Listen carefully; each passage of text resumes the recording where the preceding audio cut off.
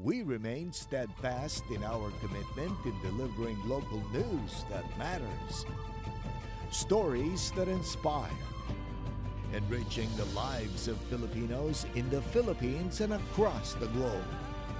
This is your GMA Regional TV. Buong puso para sa Pilipino.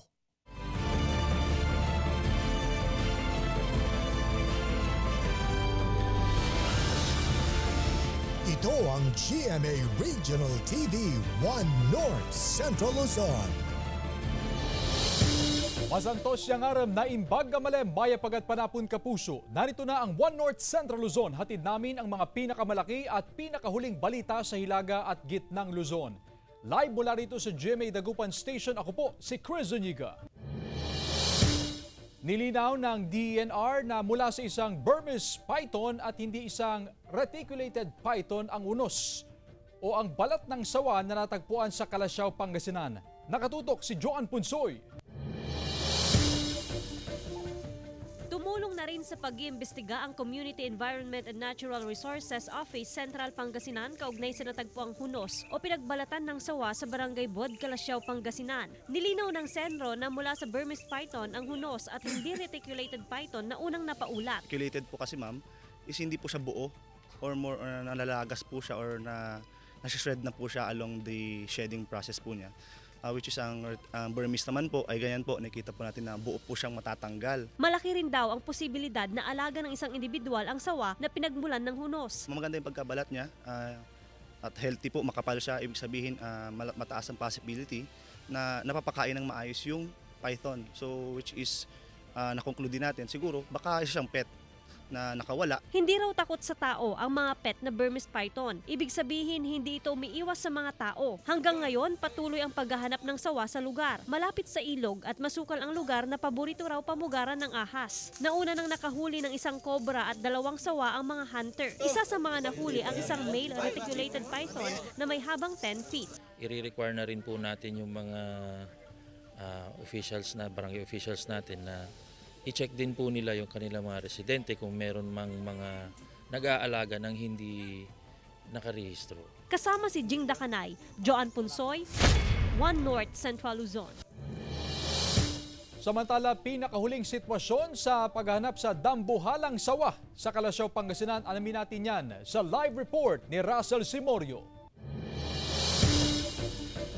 Russell? Chris, ito yung ikatlong araw kung saan naggagalugan at talagang hinahunting dito nga sa may sitio ni Baliw, Barangay Bud, Calasiao, Pangasinan. Ito nga nakitang dambuhalang pinagbalatan ng ahas at ayon nga sa post ng lokal na pamahalaan ng Calasiao, umabot sa 20 mga snake hunter ang nagtungo dito sa lugar para hanapin ito nga dambuhalang ahas. Ipakita ko lang sa inyo yung sitwasyon, Chris, dito nga sa lugar, no, sa Barangay Bud, Calasiao, Pangasinan, kung saan nakita yung pinagbalatan ng dambuhalang ahas, no. Talagang masukal itong bahagi ng lugar, napakaraming mga puno. Meron pa dito isang creek o isang ilog, no, at may mga puno ng kawayan. So talagang sabi ng Department of Environment and Natural Resources, talagang natural habitat ng mga ahas itong lugar at talagang marami ang makikita ditong mga ahas. Isa sa mga hinanting o talagang pinuntahan ng mga snake hunter,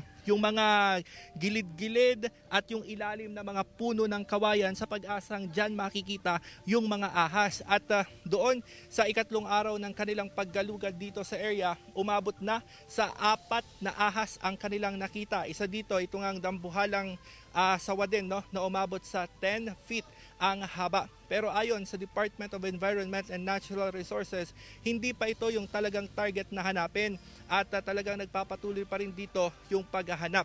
Kanina pinulong din yung mga residente sa may barangay hall para nga i-educate sila at magbigay ng karagdagang information kaugnay sa mga ahas. Sinabi dito yung mga, kung ano yung mga gagawin nila sakali man na matuklaw ng ahas. At nakausap din natin kanina ang pamunuan ng City Environment and Natural Resources. Sabi nila, medyo nababahala na sila dahil sa dami ng mga snake hunter na nagpunta dito sa lugar at marami na yung mga ahas na nakukuha dito sa area. Illegal hunting na daw yung tawag doon, kaya talagang pinulong din nila yung mga snake hunter para nga kausapin na wag naman sana lahat ng ahas ay huliin dito nga sa area dahil kung tutuusin, natural habitat ito ng mga ahas. At gayon man, no, sinabi pa rin ng Senro na talagang mag-ingat dahil itong panahon na ito, panahon ng tag-init, ay breeding season ng mga ahas, kaya natural na may mga naglalabasang mga ahas dito sa lugar. Sabi naman ng mga residenteng nakausap natin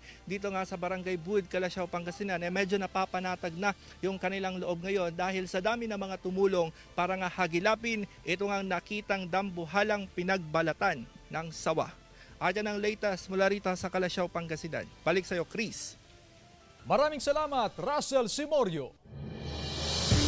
Sa pool naman sa CCTV ang pagsalpok ng tricycle sa kasalubong ng motorsiklo sa Bangaldan, Pangasinan. Sundan sa report ni Claire Lacanilaw. Sa video, makikita ang pag-overtake ng tricycle sa truck sa kalsadang bahagi ng Barangay Salay, Mangaldan, Pangasinan. Pero nabitin siya sa pag-overtake at hindi na siya nakaiwas sa paparating na motorsiklo. Natumbang rider ng motorsiklo na nagtamo ng galos sa iba't ibang bahagi ng katawan. Ligtas naman ang tricycle driver, pati ang dalawang sakay. Nagkaayos din ang rider at ang driver ng motorsiklo. Madali kaming nagre-response sa disgrasya. Yung nangyari na yon, noong time na yon is on the spot naman nag-agree sila na ayusin na lang nila yung disgrasya. Yung kung ano man ang problema, ano na lang nila. Patuloy raw ang kanilang pagbabantay sa mga lugar na itinuturing na accident-prone area. Tiniyak din ng Barangay Council ang agarang pagresponde sa anumang insidente sa lugar. Konting ingat lang lalo na sa gabi. Yun lang yun kasi dito sa Salay talagang prone area ito eh. Maraming disgrasya dito. Karamihan sa sa responde namin is ganun. Kasama si Ron Alister Taniedo, Claire Lacanilaw, 1 North Central Luzon. Dalawang bahay sa San Juan, Ilocos Sur nasunog dahil daw sa nag-overheat na electric fan. Ang detalye sa report ni Jasmine Gabriel Galban. Sa loob ng kalahating oras, tinupok ng apoy ang bahay ng magkapatid na sina Lourdes at Leticia sa Barangay San Isidro, San Juan, Ilocos Sur. Sumbrikak nga talaga ko ba? Nga mawani, masabat ko. Tagayaw nung mga kwartami, awam ma'am. Gawa sa kahoy ang ilang bahagi ng bahay, kaya mabilis na kumalat ang apoy. Walang gamit na naisalbang dalawang pamilya. Digay daw mga ayam na, lahat-lahat nga nagasok kadayi saksakan. Nga tinaksak kanukat isang electric fan. Lagi pa nga ikatan lagi tinaksaksak, sakbay nga rumar iti pagtengan. Extension wires nga octopus connection, nagsinanggalang kung natin. Anto tayo karamat ti substandard. Patuloy na inaapula ng Bureau of Fire Protection ang 5 forest fire sa Benguet, 2 sa Bocod, 2 sa Itogon at 1 sa Tuba. Nagpapatuloy rin ang helibucket operation ng Philippine Air Force. Kasabay ng pagsisimula ng Fire Prevention Month, doble ingat ang panawagan ng BFP sa publiko. Lalo pat ngayong buwan, inaasahan na mas titindi pa ang mararanasang init ng panahon. Bukod sa structural, binabantayan din sa ngayon ng Bureau of Fire Protection ang mga kabundukan dahil sa banta ng forest fire. Sa kabuuan, umabot na sa 40 forest fire ang naitala sa Benguet ngayong taon. Jasmine Gabriel Galban, 1 North Central Luzon.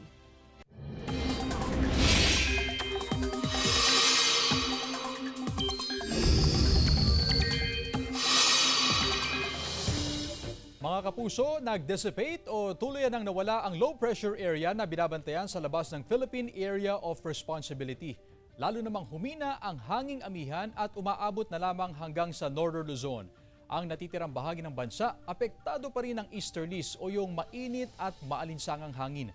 Base sa datos ng Metro Weather, mababa ang tsansa ng ulan sa Northern at Central Luzon maliban sa ilang bahagi lang ng Cagayan, Isabela, Kalinga at Ilocos provinces. Posible rin umulan sa iba pang bahagi ng bansa, lalo na sa malaking bahagi ng Mindanao.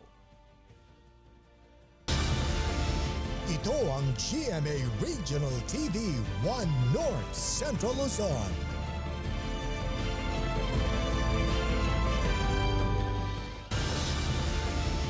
Ito ang GMA Regional TV 1 North Central Luzon. 4 na plantation site ng marijuana ang nadiskubre ng otoridad sa Sitio Sawangan, Barangay Danak, Sugpon, Ilocos Sur.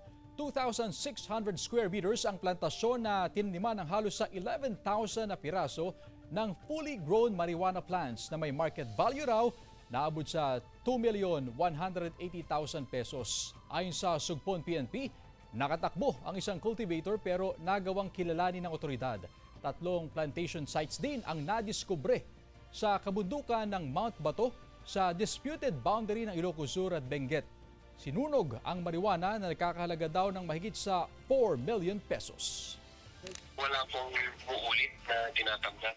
Kami ang nag-identify talaga is yung asset namin. Kilala niya kasi nakatakbo ito eh. Nakita niya dun sa area nung unang site. Malawakang inspeksyon sa mga dike sa Dagupan City, sanib puwersang isinagawa ng City Engineering Office at DPWH. Narito ang report.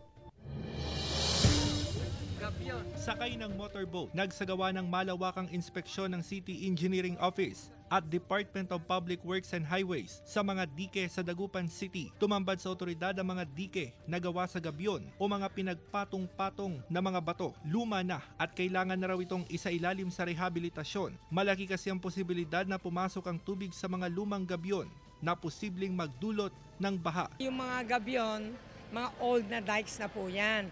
At sabi ng engineer nga, yung mga gabyon, pumapasok pa rin ang tubig. Kaya kung napansin nyo, nababaha pa rin tayo. Sa Barangay Pugo Grande, bukod sa luma na ang diking gawa sa gabyon, mababa rin ang elevation nito. Nag-request ng LGU sa DPWH na ayusin ang mga lumang dike bago ang tag-ulan. Hopefully, unti-unti maayos natin yung flooding problem ng Dagupan. Yan yung sinasabi ko. Sheet pile, yung dikes, and then drainage na malaki, elevation of road, rehabilitation of creek, and dredging. Samantala, inaasahang matatapos ngayong Marso ang ilang proyektong bahagi ng flood mitigation program gaya ng drainage construction sa Rizal Extension ng Barangay Pugo Chico. Yung wala ng traffic, tapos hindi na siya makakaabala sa mga dumadaan. Hindi na babahain gano'n. Kasi dito na lagi bumabaha pag bumabagyo. 11 road elevation project pa ang ginagawa sa lungsod na malaking tulong para maibsan ang problema sa baha. Kasama si Daryl Peralta, Russell Simorio, 1 North Central Luzon. Samantala, umarangkada na ang Pindang Festival 2024 sa Mangaldan, Pangasinan ngayong araw, March 1. Napuno ng kasiyahan ang Grand Civic Parade na bahagi ng pagsisimula ng selebrasyon. Dinaluhan ito ng iba't ibang ahensya ng gobyerno at mga taga-Mangaldan. Malaking tulong ang Pindang Festival upang mas lalo pang makilala ang ipinagmamalaking One Town, One Product ng bayan na Pindang. Nakaantabay naman ang buong puwersa ng kapulisan at poso upang bantayan ang seguridad at kaligtasan ng mga makikisaya sa kapistahan. Hininga na ng tulong ng PIDEA ang mga residente sa coastal areas para mapaigting ang kampanya kontra drug smuggling. May ulat si Ivy Hernando. Posible raw na magamit ang coastal areas ng Ilocos Sur para ipuslit ang mga kontrabando gaya ng ilegal na droga. Ito ang ayaw mangyari ng Philippine Drug Enforcement Unit Region 1. Isang Seaport Drug Interdiction Task Group ang bubuuin. Kasi very vast po yung coastline natin. Prone siya sa drug smuggling. Kaya dinahandahan na natin ngayon habang hindi pa na-create yung task group na yon. Target ng PIDEA na maturuan ng fisher folks bilang mga first responder na makakatuwang nila sa pagbabantay ng karagatan sa mga posibleng drug smuggling. Tuturuan natin kung ano yung mga indicators ng drug smuggling. Parang basically bantay dagat ng PNP, meron silang nagawa na ganon, pero ginawa natin dito sa PIDEA parang Coast Watch concept. May isinagawa ng Coastal Watch Seminar on Trends in Drug Smuggling sa mga bayan ng Santa Ilocos Sur, San Juan, La Union, Burgos, Ilocos Norte at Tubal, La Union. Napintas dahil kasi ma'am ta anda nga asi-asi nga sirrik hindi ito nga barangay kin makuha mapagtalnapit ko. barangay mo. Nitong 2023, 703 ang naisagawang drug operation sa Region 1. Nasa 800 drug personalities ang naaresto, kung saan 64.6 million illegal drugs ang nakumpiska at 2.7 billion ang nagawang sirain ng PIDEA. Kasama si Norman Raca, Ivy Hernando, One North Central Luzon. Mga kapuso, sa gitna ng epekto ng El Nino, pag-uusapan natin ang issue na ika nga ay malapit po sa ating sikmura. Lalo't higit daw na tinatamaan ang sektor ng agrikultura dahil sa phenomenon na ito.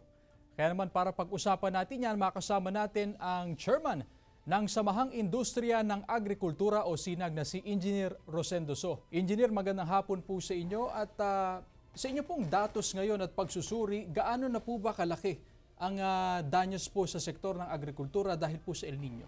So far naman, hindi masyadong apektado dahil lumaki pa yung produce natin this year compare last year. Of course, yung sa rice farmers, yun ang apektado dahil mas konting tubig. Yung vegetable naman, kung nakita natin, maganda yung ani ng Benguet, and yung lowland vegetable, okay naman. Wala rin masyadong problema. Area ng Region 4 may konting problema pero sa suma total okay pa naman yung harvest natin ng vegetable. Recently very volatile, naglalaro yung presyo ng bigas natin pero marami pa rin po yung namamahalan. Lalo't isa sa mga banner program, if I may put it that way, ni PBBM before is ibaba yung presyo ng bigas sa at least 25 pesos per kilo. Nasaan na po ba tayo doon sa goal natin na yun? Ang problema natin is worldwide. Ibig sabihin, ang production ng Vietnam tumaas din. Ang problema, hindi lang dito sa ating bansa, kung makita natin yung India nag-close down ng export. So tingin nyo magre-recalibrate ang gobyerno sa pagtansya nila sa presyo kasi nabitawang salita at syempre marami po ang umaasa talaga doon. Yes, oo. Ang problema kasi yung inputs tumaas, yung pataba. Bukod dyan, engineer, kayo po ay nakatutok din with the BOC, Bureau of Customs smuggling. Yes. Lately, sabi nyo, pati ang mga smuggler ay online na rin. Kamusta po ito? And yun ang pinag-usapan namin ng BOC dapat. Saan galing yung mga galing Mindanao na sibuyas? Na bakit ito is ino-online na 40 pesos lang, na in which kung alam natin yung sibuyas is galing norte, dadalhin doon, paano nakabenta ng ganun na presyo? So, i-check yung paano nakapasok ngayon. May masasampulan ba niyan, engineer? Yun ang pinuntahan natin sa Department of Agriculture para kasuhan. Alright, maraming salamat. Nakasama natin ang chairman ng Samahang Industriya ng Agrikultura, si Ginoong Rosendo So. Ito ang GMA Regional TV 1 North Central Luzon.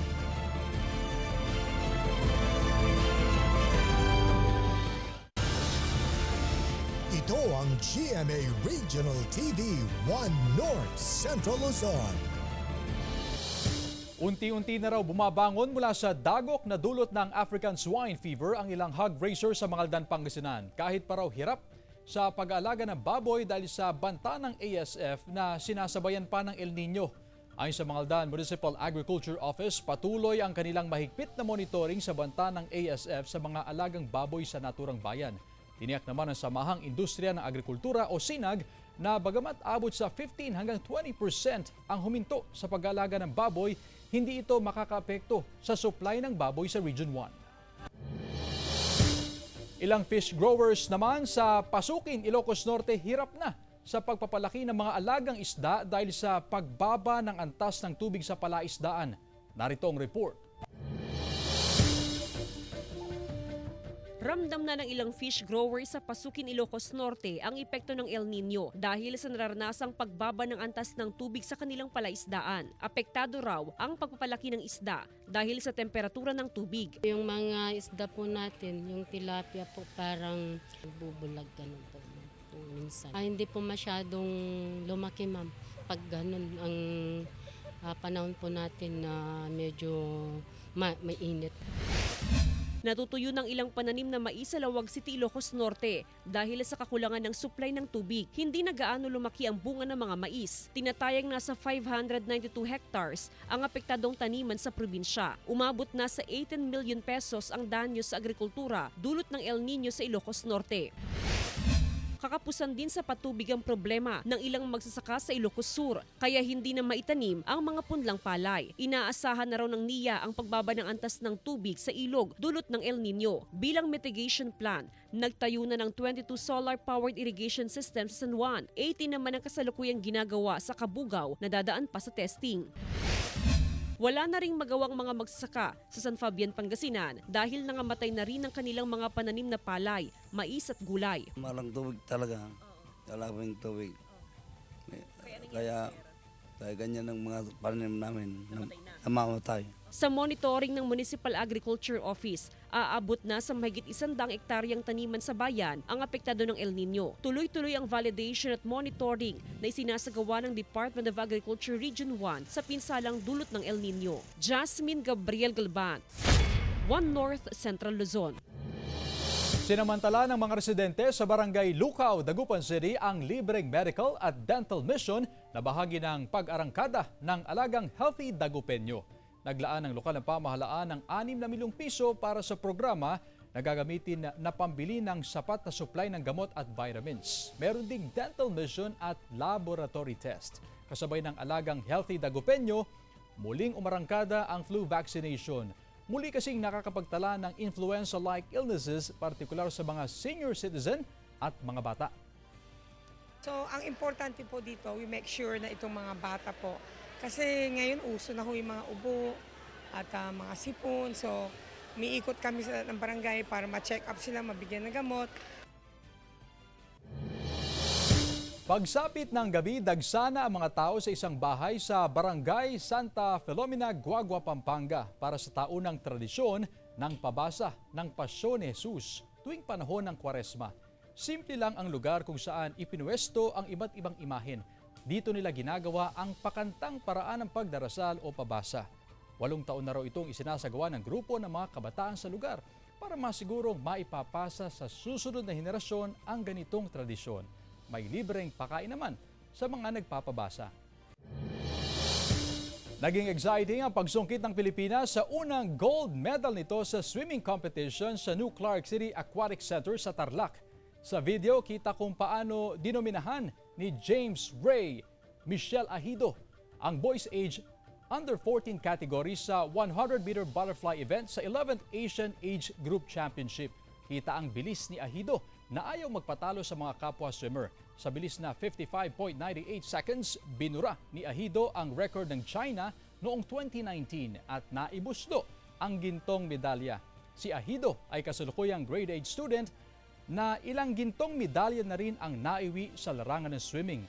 Wagi rin ng bronze medal sa girls age under 17 category 200-meter butterfly event si Jasmine Mohide ng Pilipinas. Farm na nag-aalok ng vegetable picking sa season Pangasinan, ating pasyalan sa report ni Russell Simorio.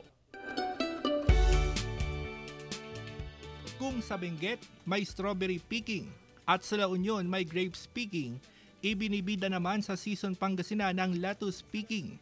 Iba't ibang variety ng lettuce ang makikita sa farm na ito sa barangay Bimakug. Hydroponics ang paraan ng pagpaparami ng lettuce.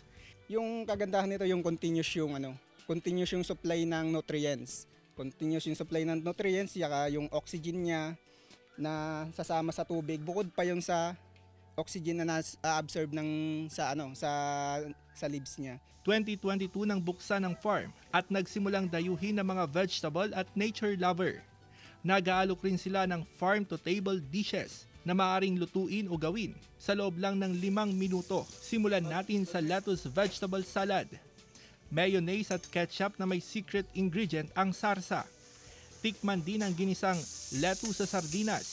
Igisa sa mainit na kawali ang bawang, sibuyas at kamatis. Ilagay ang sardinas at lettuce. Bukod sa lettuce, makikita rin sa farm ang taniman ng pechay, kamatis at talong. Ayon sa pamunuan ng farm, maaring kumita ng mahigit 15,000 pesos sa pagkakaroon ng maliit na taniman kada buwan. Isang hamon lang na dito na para makabawi ka yung customer. Paano mo i-market yung product mo. Kasama si Daryl Peralta, Russell Simorio, One North Central Luzon.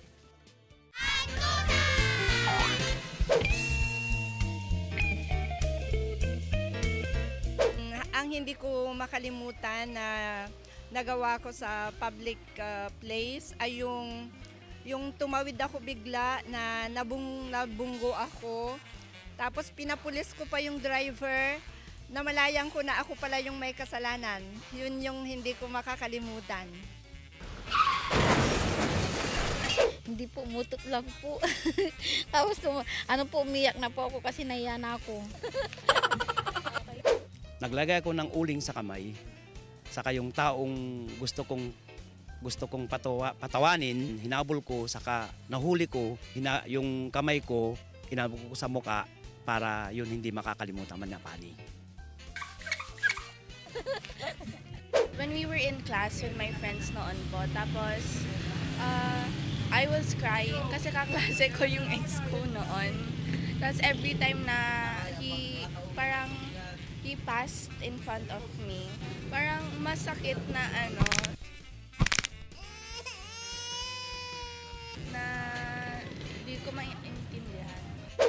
Agi lasing ako tapos nagsuko-suko sa gilid ng karsada. Ayun lang naman. Kailan yun? Agi matagal na. Kahapon lang. Samantala, mapapanood niyo po ang episode na ito at iba pang pinakahuling lokal na balita sa official website ng GMA Regional TV, www.gmaregionaltv.com. Pwede rin kayong bumisita sa aming official YouTube channel, GMA Regional TV, at i-click ang subscribe button para sa pinakamainit na balita mula sa mga rehiyon. Nais din naming pasalamatan ng mga kapuso sa Hilaga at Gitnang Luzon, maging ang mga kapuso natin abroad. Dahil sa GMA Regional TV, Local News Matters. At yan ang mga pinakamalaki at pinakahuling balita sa Hilaga at Gitnang Luzon. Maraming salamat sa pagsama sa amin, pati na ang mga kapuso sa ibang bansa na tumutok sa mga balita sa rehiyon. Ako po si Chris Zuniga. Kami ang GMA Regional TV, One North Central Luzon. Buong puwersa para sa mas malaking misyon at mas malawak na paglilingkod sa bayan.